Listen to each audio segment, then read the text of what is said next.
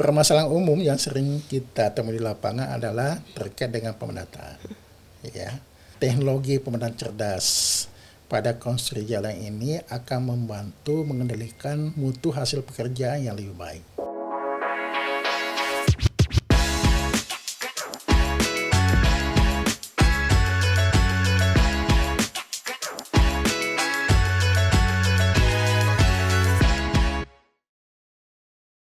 Halo Sobat Bina Marga, senang sekali kita bisa berjumpa lagi seperti biasa di Bincang Jalan dan Jembatan, persembahan Ditjen Bina Marga Kementerian PUPR. Bersama saya Rahma Hayudingdia dan narasumber kita hari ini istimewa. Kita sudah kedatangan Sekretaris Direktorat Jenderal Bina Marga yang sebelumnya menjabat Direktur Preservasi Jalan dan Jembatan Wilayah 2 Bina Marga. Beliau adalah Bapak Budi Amin. Apa kabar Pak Budi Amin? Alhamdulillah, kabar baik Mbak Rahma. Alhamdulillah, cerah sekali. Ini siap ya Pak ya. Saya mau tanya apa aja boleh ya Pak ya? Boleh. Oke, nah ini mungkin kita ingin tahu nih Pak, secara umum ya Pak ya, sekarang ini sasaran strategis atau mungkin yang paling menjadi concern ya Pak ya, yang menjadi perhatian dari Ditjen Bina Marga untuk penanganan jalan nasional di Indonesia itu seperti apa Pak? Baik, jadi berdasarkan peta strategis Ditjen Bina Marga tahun 2020 sampai tahun 2024, sasaran strategisnya yaitu meningkatnya konektivitas jaringan jalan nasional, di mana indikator kinerja utamanya adalah waktu tempuh. Jadi untuk akhir Transra tahun 2024, kita menginginkan waktu tempuh adalah 1,9 jam per 100 km. Kemudian sasaran programnya adalah meningkatnya kinerja pelayanan jalan nasional, di mana ada 3 indikator, yaitu yang pertama tingkat aksesibilitas, yaitu persentase pusat kegiatan nasional, pusat kegiatan wilayah, pusat kegiatan strategis nasional, dan simpul transportasi nasional yang telah diakses jalan nasional. Targetnya untuk tahun 2024 yaitu 87,9%. Kemudian yang kedua adalah kinerja pelayanan rating kondisi, yaitu nilai rating terhadap indikator IRI, PCI, umur struktur jalan, dan drainase jalan. Targetnya adalah 2,5 di akhir tahun 2024. Kemudian yang ketiga adalah rating keselamatan jalan, yaitu nilai gabungan antara angka kecelakaan per populasi serta jumlah titik black spot per populasi. Target untuk tahun 2024 adalah 2,82. Semua adalah hal-hal yang sangat luar biasa penting, tapi kalau mungkin yang paling tadi bisa di-highlight adalah bagaimana caranya akses itu semakin banyak terbuka sehingga konektivitas itu semakin bisa dicapai oleh seluruh masyarakat Indonesia ya Pak ya. Betul, biar pemerataan pembangunan itu terjadi ya Pak ya, terlaksana, dan akhirnya semua masyarakat Indonesia bisa merasakan manfaat dari apa yang sedang diupayakan pemerintah saat ini ya Pak ya. Betul. Terutama dari dampak pembangunan. Baik Pak, nah sekarang kita ingin tahu juga nih Pak tentang pertama mungkin kondisi nih Pak ya. Kondisi, kemudian apa saja tuh capaian-capaian dan kemantapan jalan nasional sekarang ini. Baik Mbak Rahma, terkait dengan kemantapan jalan, bahwa berdasarkan Restra untuk tahun 2020-2024, target kemantapan yaitu 97%. Nah, ada indikasi untuk akhir tahun 2023 ini sepertinya sulit untuk dicapai, di mana kemantapan sampai dengan akhir tahun 2023 yaitu baru 93,57%. Dan diprediksi untuk akhir tahun 2024 hanya sekitar 94%. Jadi ada gap sekitar 3% kemantapan tidak tercapai sesuai dengan Restra. Nah, penyebabnya ada beberapa hal. Yang pertama terkait dengan anggaran. Ada funding gap anggaran di sini antara kebutuhan dan realisasi di lapangan. Contoh untuk tahun 2024 berdasarkan Resa, untuk anggaran preservasi jalan yaitu 30,73 triliun. Nah, dengan target kemantapan 97%. Sedangkan yang teralokasi di DIPA hanya sebesar 91,194 triliun. Sehingga terjadi funding gap sekitar 9,5 triliun. Nah, sedangkan total funding gap dari tahun 2020 sampai tahun 2024 yaitu 31,456 triliun. Dengan terjadinya funding gap ini yang cukup besar, maka salah satu yang memicu kemantapan sampai dengan akhir renstra itu tidak atau sulit untuk dicapai. Nah, karena capaian kemantapan jalan hingga akhir tahun 2024 belum memenuhi target dengan alokasi yang tersedia, sehingga dibutuhkan suatu strategi kebijakan bagaimana bisa mencapai target kemantapan ini paling tidak terlalu besar gapnya. Salah satunya adalah terhadap pelaksanaan konstruksi, yaitu menjaga mutu pelaksanaan ya agar tidak mengalami kerusakan sebelum umur rencana.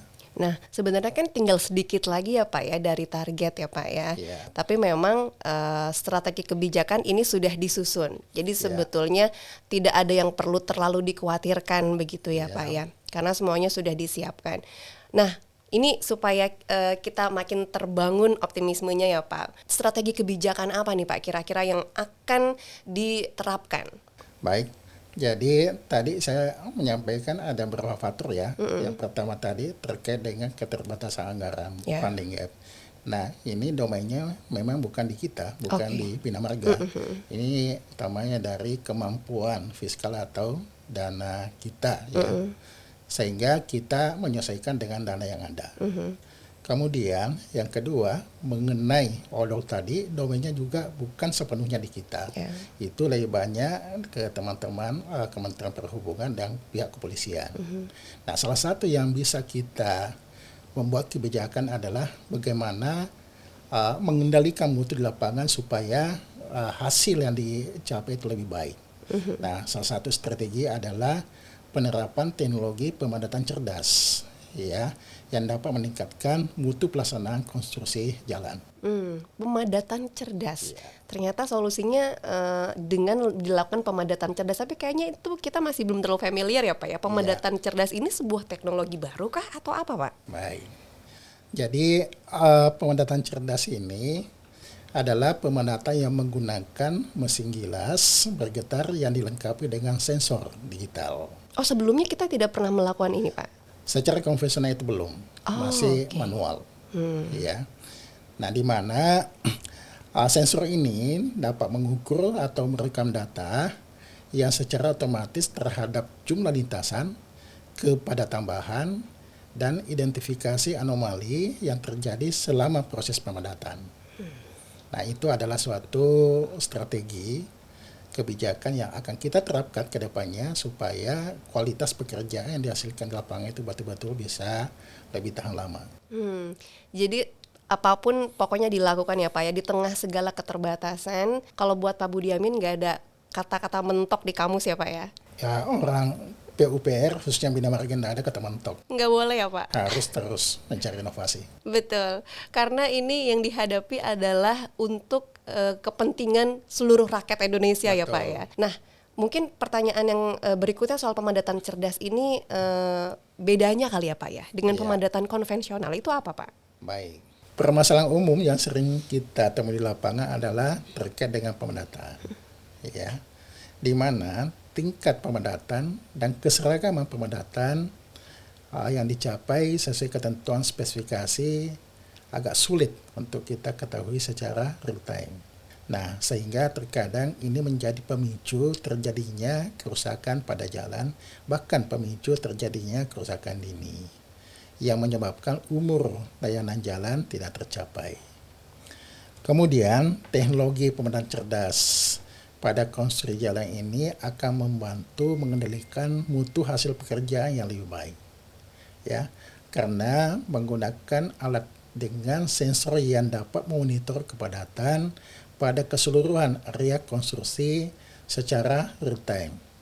Sehingga tingkat kepadatan dan keseragaman tercapai sesuai dengan ketentuan spesifikasi. Hal ini menyebabkan umur layanan yang sudah ditetapkan ini dapat tercapai. Dari segi biaya, initial cost-nya, Dengan menggunakan pemadatan cerdas ini memang cenderung lebih tinggi di awal, namun biaya konstruksi dan pemeliharaan jalan akan menjadi lebih rendah. Oke, jadi itu rasanya mahal sudah pasti karena itu teknologi terkini ya Pak Iya, ya. di awal. Di awal, tapi kalau misalnya kita membandingkannya dengan kegunaannya di kemudian hari, maka itu jadi tidak ada apa-apanya ya Pak ya. Jauh lebih Efisien ya Pak ya. dan lebih efektif. Kemudian supaya mungkin lebih tergambar lagi ya Pak ya, untuk prinsip kerja pemadatan cerdas ini tuh seperti apa Pak? Baik, prinsip kerja dari teknologi pemadatan cerdas ini adalah suatu mesin gilas berupa alat pemadat bergetar drum tunggal dilengkapi dengan akselerometer yang dipasang di sekitar drum alat pemadat untuk mengukur interaksi antara roda pemadat dengan bahan yang dipadakan. Mesin gilas pemadatan cerdas dilengkapi sistem yang terdiri dari, yaitu sistem yang mengukur dan mencatat parameter pemadatan yang menggunakan akselerometer dan GPS.